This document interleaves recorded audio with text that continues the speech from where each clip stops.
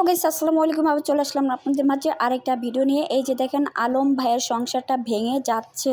ভিডিওটা দেখেন তাহলে বুঝতে পারবেন, তার কথাগুলো এই শর্মিলা কত ছেলের সাথে পরকীয় অপকর্ম করেছে এবং যা যা করেছে এই আমাদের বাড়িতে এই পর্যন্ত মৌখিকভাবে আমাকে তালাক দিয়েছে 30 থেকে 35 বার। এই আমার এলাকার আশেপাশের লোকজন সাক্ষী, আমার ফ্রেন্ড সার্কেল সবাই সাক্ষী। শুধু তাই নয়, আমাকে ভেবেছেন যে আমি আগে একটা বিয়ে করেছিলাম মিহাল আছে, আমি বুড়া হয়ে গেছি, ও এগুলো অপবাদ দিয়ে বেড়াচ্ছে এবং কান্না করে। এর সাথে বড় কালপিট হচ্ছে এর মা এবং এর বোন, যে বোন এবং মা টাকার লোভে পড়ে আমার বাড়ি 70 লাখ টাকার ডকুমেন্ট চুরি করে নিয়ে, পেজের সিম টিম সহ ডায়েরি থেকে ছবি তুলে নিয়ে বাড়ির থেকে চুরি করে নিয়ে তারপরে পালিয়ে যায়। ভিডিওটা শেয়ার করে দিবেন। আপনারা এর চোখের পানি দেখে সবাই আমাকে ভুল বুঝতেছেন যে দোষ মনে হয় আমার। আমি এর মা বাবা আমাকে একটা পয়সা, একটা কয়েন দেয় নাই, বরং আমাকে তারা সবাই ব্যবহার করেছে।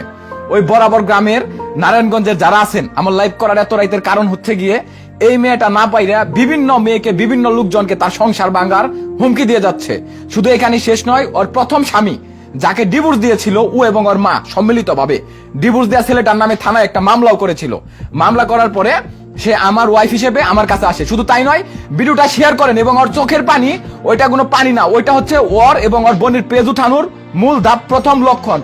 আপনারা লক্ষ্য করলে দেখবেন প্রথমে বলছে যে আমি আর পেজে আমরা ভিডিও বানাম না। ওর মাঝে দিন ওর বাপে আমার বাড়ি থেকে নিয়ে যায় গত 3-4 দিন আগে।